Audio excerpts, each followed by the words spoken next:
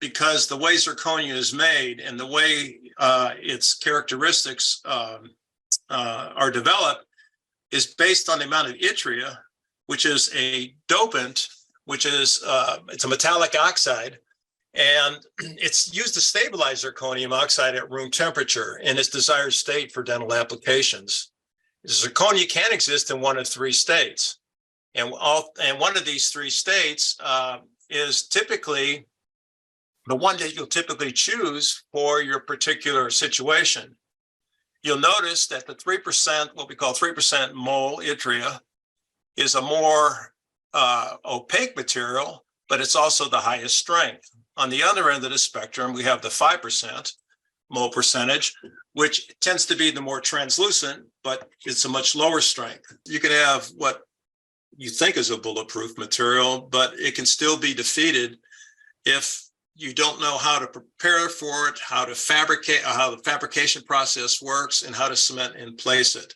Because it's the really disturbing, and I've heard it over the years, you know, a doctor will tell me, I thought zirconia wasn't supposed to fail. I said, well, probably wasn't the zirconia that failed. It's probably something else related to how that thing was processed. And it could either be on your side or it could be on the laboratory side. I think we need to stick to some basis for understanding that to put the desired anatomy in a restoration, you've got to have anatomic contour.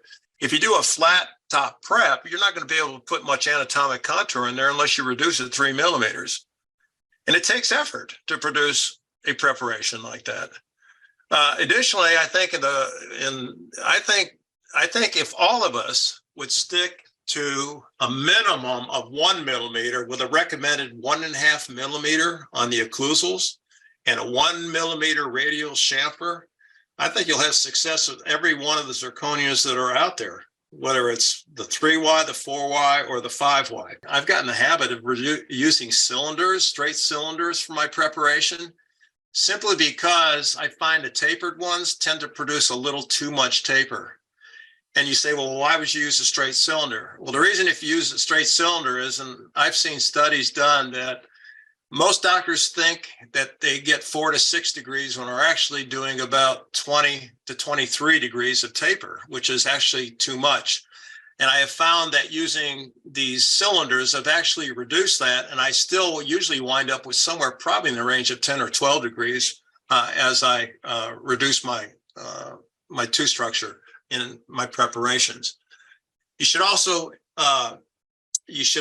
do smooth preparations, and smooth preparations come into play because it's a function of the way the restoration or the material is going to be milled through the CAD/CAM process. In between the zirconia unpolished and the zirconia polished, if you polish your zirconia and then glaze over it, the polished zirconia is absolutely the smoothest and the least, will produce the zero antagonist, where the surface, once it's placed in the mouth, the intaglio of your zirconia is contaminated.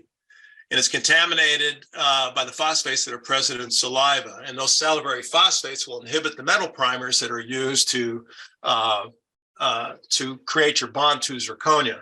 You should not use any type of phosphoric acid or hydrochloric acid. It'll have no effect whatsoever on the cleaning out these phosphates.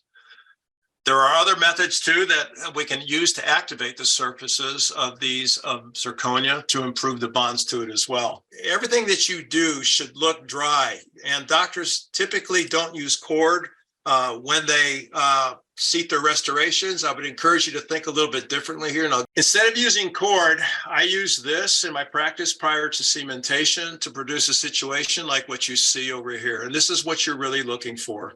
Okay, this is there are a variety of these pastes that are out here. They have a nice cannula which can be inserted into the sulcus, and you get a nice layer here. You leave them in there for 3, 4, 5 minutes, and when you're done, you have this kind of a situation here on the assumption that you have control of your field. Clinically, I believe that resin modified glass ionomer cements should be used for the bulk of your zirconia restorations, except for the ones that require adhesive cementation.